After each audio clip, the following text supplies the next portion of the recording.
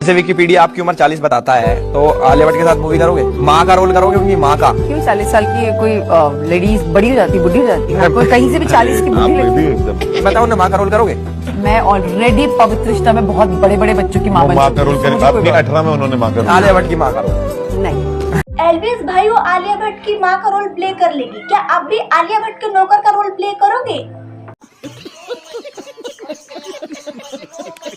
अब एल्विस भाई के कुछ बेरोजगार फैन मुझे ट्रोल करने आ जाएंगे, क्योंकि वो अपने माँ बाप का तो खाते नहीं है, माँ बाप तो उन्हें थोड़ी खिलाते हैं। एल्विस भाई इन्हें कमा कर देते हैं, तो एल्विस भाई के कुछ बेरोजगार लोग खाते हैं और उनकी पासदारी लड़ते हैं एल्विस भाई के चमचे, और लोगों को ट्रोल करने लगते हैं एल्विस भाई के लिए। बात तो सही है। क्योंकि एल्विस भाई तो कुछ बोल नहीं पाते हैं, एल्विस भाई के मुंह पे दही जमी है ना। अपने पढ़ाई पे ध्यान दो, एल्विस भाई अपनी लड़ाई खुद लड़ लेंगे, एल्विस भाई के मुंह में दही नहीं जमी है। मेरा नोट क्यों फेंका? हो कौन तुम? आई एम पिया जयसिंह। कौन? मुझे ना पहचाने की एक्टिंग मत करो, मेरे 3 लाख फॉलोअर्स हैं। आबादी बहुत है इंडिया में। Who do you think you are? मुंह से बोला नहीं जा रहा है, एक्टिंग के नाम पे मुंह से हग रही हैं और एक्टिंग करने चली आई हैं। ना ही चेहरे पे एक्सप्रेशन दिख रहा है, ऐसा लग रहा है एक्टिंग करते समय कि नाक के नथुनों में मवाद फंस गया है, बोला जाने रहा, आधा आवाज गले में ही रह जा रहा है, ऐसा लग रहा है गल फटा ही ना फटा हो। भाई गुल्ला गरारी किया करो ताकि आवाज सही निकले, कम से कम चेहरे का एक्सप्रेशन ना सही, आवाज तो अच्छी निकले तुम्हारी। माना शकल अच्छी करा ली, प्लास्टिक सर्जरी करा के, एक्टिंग नहीं आ रही तब भी मूवी पे मूवी मिलती जा रही है तुम्हें, तो कम से कम एक्टिंग तो सही ढंग से करो, डेपुटेड हो तो। ये बड़ी अच्छी बात कही आप। कुछ भी नहीं। कमाल है, मॉम टीचर और डैड डॉक्टर। अकल वाले जीन्स तुम्हें नहीं आए क्या? कमाल है, मॉम सुपरस्टार, पापा प्रोड्यूसर, तब भी तुम्हारे अंदर एक्टिंग वाले जीन्स नहीं आए हैं क्या? भाई यहाँ पे ना देखो, जितने भी लोग आप पीछे खड़े रहे बेशर्म है, कोई गिफ्ट नहीं लाया। कोई कितना भी बेशरम हो, पर तुमसे ज्यादा बेशरम कोई भी नहीं होगा। बात तो सही है। कोई गिफ्ट नहीं लाया। मैं लाया। अच्छा एक है भाई, एक है। देहरादून से लाया हूँ। गिफ्ट दिखा, क्या ले गया? सेहत के लिए। वो गिफ्ट लाया है जो तुम डिजर्व ही नहीं करते हो, मतलब तुम्हारे लायक ही नहीं है वो। तुमको चाहिए तीसरी बीवी, तो तीसरी बीवी कोई लाकर तुम्हें देगा ही नहीं, ताकि तुम न्यू कंटेंट बना करके यूट्यूब पे 3 बीवियों वाला ब्लॉग दिखा सको।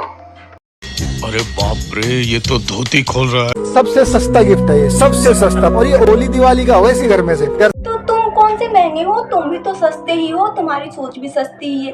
2 बीवियों से शादी कर ली तो क्या हुआ, दोनों से तो प्यार करता हूँ, दोनों से 4 बच्चे भी हो चुके हैं, दोनों से भी व्लॉगिंग करवा के उनकी कमाई पे खाकर ऐसी कर रहा हूँ, 2-3 गानों पे साल में 2 बार नाच देता हूँ, उन्हीं से पैसे कमाता हूँ। फिर सोचता हूँ कि मैं एक घर चला रहा हूँ, जो कि मेरी बीवियाँ घर चला रही है व्लॉगिंग कर करके। बात तो सही है। लाइन उठा गया। नहीं यहीं से, पर दिल से लाया। गलत बात, या के लिए सबसे सस्ता गिफ्ट है ये, सबसे सस्ता। और ये होली दिवाली का हो इसी घर में से, घर से लाइन उठा गया। नहीं यहीं से, पर दिल से लाया। गलत बात, या तो सबसे सस्ते। तो तुझे क्या चाहिए था, तू क्या सोच रहा था कि अपना घर तेरा नाम लिख दे कि लो भाई अरमान मलिक की तीसरी बीवी जो आने वाली है फ्यूचर में, उसके लिए नाम लिख देता हूँ। मुझे समझ में नहीं आता कि जब ऐसे लोग इनकी गिफ्ट की बेइज्जती कर देते हैं तो वो लोग गिफ्ट दे क्यों देते हैं। मेरा बच्चा तो दे के भी छीन लूं। पहली बात तो मैं लेके ही ना जाऊं ऐसे लोगों को गिफ्ट देने के लिए, क्योंकि इन्हें महंगा गिफ्ट चाहिए तो ताजमहल तुम्हारे नाम कर दे। ग्रहण, एप्पल को करते हैं ग्रहण। जब मुझसे शादी नहीं हुई थी ना, हाँ। तो ये एप्पल तभी खाती थी जब ये बीमार होती थी। आप ये कह दो ना। और अरमान भाई एप्पल जब खाते थे जब इनके मम्मी पापा इनके करतूतों की वजह से घर से बाहर निकाल देते थे, तो जाते थे कूड़े बिनने, मतलब जहाँ कूड़े फेंके रहते हैं वहाँ पे जाते थे और कूड़ों में से चूक के जो एप्पल आधा खाया हुआ होता था उसे उठाकर खा लेते थे। एप्पल में तब खाती थी जब रास्ते पे पड़ा हुआ एप्पल होता था ना, वो आधा खाया होता था, तो मैं उठा के खाती थी। बोल दो। नहीं ये बोल दो। मतलब जब से तेरी शादी मेरे से हुई ना, तेरी किस्मत जाग गई है। मेरी किस्मत ऐसी जागेगा। भगवान करे ऐसी किस्मत किसी की न जागे जी, ऐसा पति दूसरी बीवी लाके सिर पे बैठा दे और उसके साथ बहनों वाला भाईचारा दिखाना पड़ जाए। ये बड़ी अच्छी बात कही आप। जिस तरह से इब्राहिम और खुशी को ट्रोल किया जा रहा है, फिल्म को ट्रोल किया जा रहा है, क्या आपको लगता है थोड़ा सा ज्यादा रूड हो गया है, ट्रोलर्स ज्यादा रूड हो गए हैं? और क्योंकि वो न्यू कमर्स हैं, फ्रेशर्स हैं, आप किस तरह से देखते हैं, क्योंकि आपने ही वो फिल्म प्रोड्यूस की थी, आपका पर्सपेक्टिव क्या है, मैं जानना चाहूंगा। बस यही कहूंगा, पुराने फिल्म का अल्फाज है, पुराने गाने का ये अल्फाज है कि कुछ तो लोग कहेंगे, लोगों का काम है कहना, छोड़ो बेकार की बातें, बीत ना जाए रहना। लोगों का काम है कहना, लोग कहते रहेंगे, हम नेपो क्यूट को लॉन्च करते रहेंगे, बेशक मूवियाँ फ्लॉप पे फ्लॉप होती जाए, क्योंकि बॉलीवुड क्यूट को तो फेमस होना ही है, चाहे वो ट्रोल होके हों या फिर प्लास्टिक सर्जरी करा के हों। बात तो सही है। कुछ लोग बॉलीवुड में प्लास्टिक सर्जरी से फेमस हो जाते हैं कि इन्होंने प्लास्टिक सर्जरी करा ली अपने नाक के नथुनों की। कुछ लोग ट्रोल होके फेमस हो जाते हैं, तो बॉलीवुड क्यूटों को तो फेमस होना ही है, चाहे वो ट्रोल होके हों या फिर प्लास्टिक सर्जरी करा के हों। बात तो सही है। तो आज हम बेबी सिटिंग करने वाले हैं इस 2 साल के बच्चे की, और ये कितना ही मुश्किल हो सकता है। जा जी ले अपनी जिंदगी। ये ट्रिगर्ड इंसान की गर्लफ्रेंड हंसती किन बातों पे है, जबरदस्ती के सोचती मैं बहुत ही ज्यादा क्यूट लग रही होंगी। ट्रिगर्ड इंसान की और मेरी ऐसी क्यूट कपल वाली वीडियो ज्वाइन करके लोग एडिट करके इंस्टाग्राम पे चलाएंगे कि ये है बेस्ट कपल, पर लोग मैडक बोले जा रहे हैं। मैं नीचे से कैच करता हूँ, ऊपर से संभाल ले। आजा, अरे यहाँ से नहीं, वहाँ से आ, चल आजा। देखो यहाँ कोई हंसने की बात है, वो ट्रिगर्ड इंसान सोच रहे कि बेचारा गिर ना जाइए।